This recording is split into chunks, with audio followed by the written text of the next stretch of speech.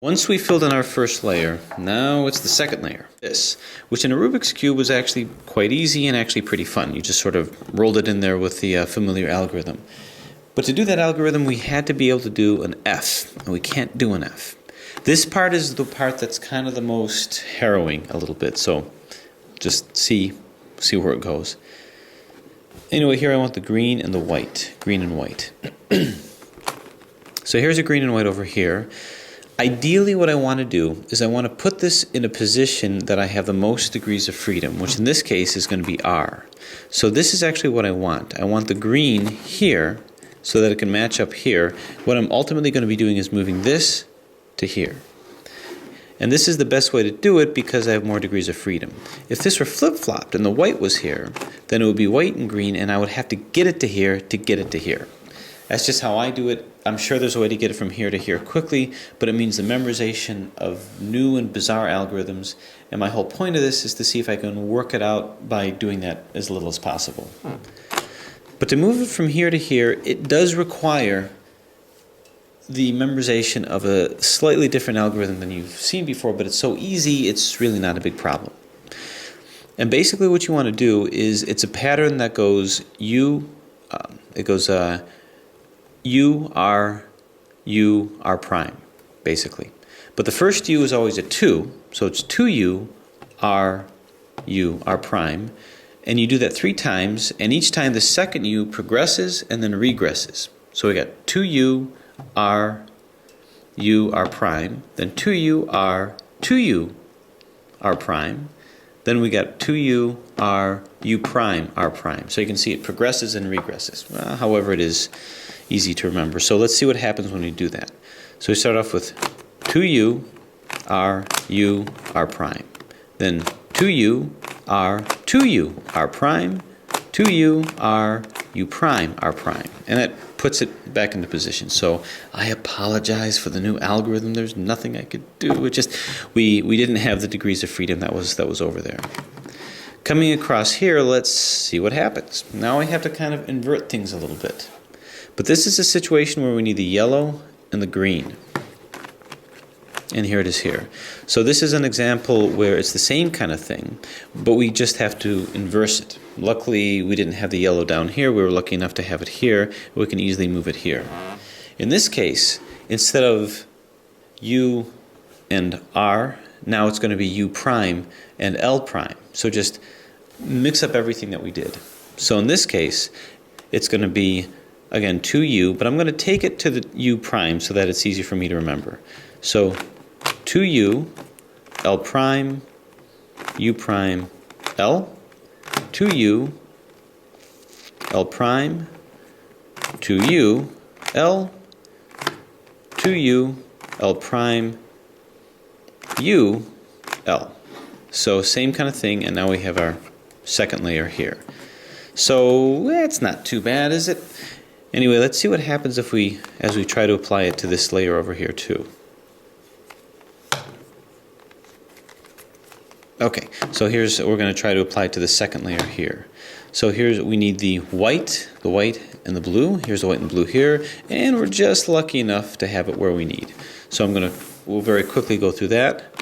2U, R, U, R prime, 2U, R, 2U, R prime, 2U, R, UI, R prime. And there it is. Coming over here, same kind of thing. We're looking for the yellow and the blue, and it's right here.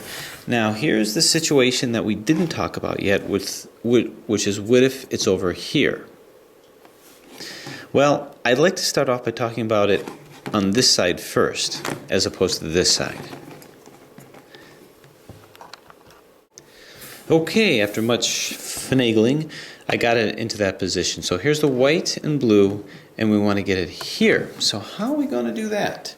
Especially when we have so few degrees of freedom, and how are we going to flip this to get it here? Well, to get it here, if we can't move things the way that they're supposed to be. So what we had to do is look back at previous algorithms that we had to move these guys around. First off, we have an algorithm that flips these middle pieces, right? Remember at the end of the Rubik's Cube when you were trying to get your cross.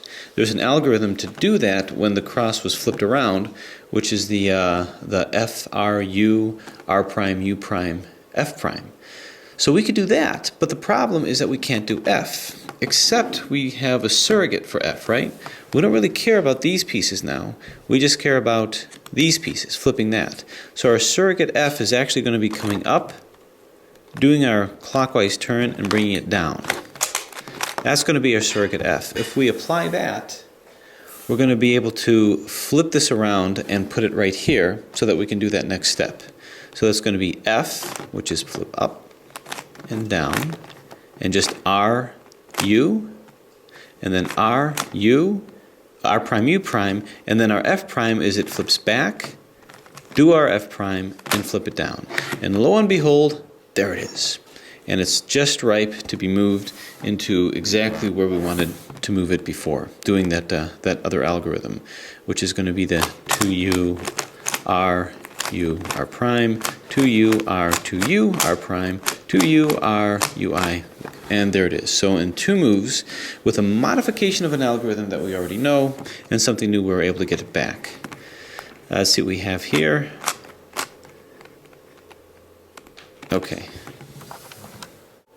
Okay, what about this situation where we have it on we solved it here, feeling pretty good about ourselves, but what about this situation where it's on this side that we have to, and we want to bring it from here to here and then here down.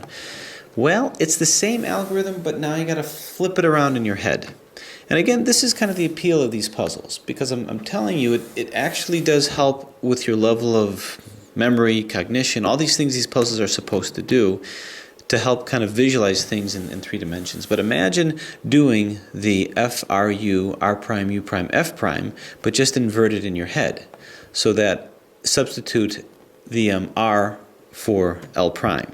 So this was going to be F prime, L prime, U prime, and then L, U, F.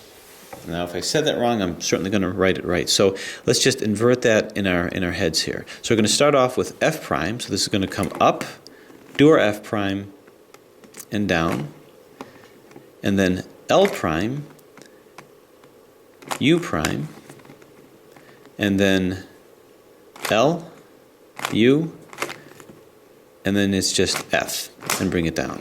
And that's exactly what that did. Now understand, even as I'm saying this, I don't have this memorized. I'm trying to rework it in my brain as to how to do this, and I guess maybe there's some value to that. So now I have to rework putting this down to here using the left modification of that algorithm. So that's going to be, again, 2U going in the U prime direction, L prime, U prime, L, 2U, L prime, 2U, L, 2U, L prime, da da da. All right, so now those are all the potential situations to get the second layer. Let's bring it back here, just to really confuse things. Now the last layer.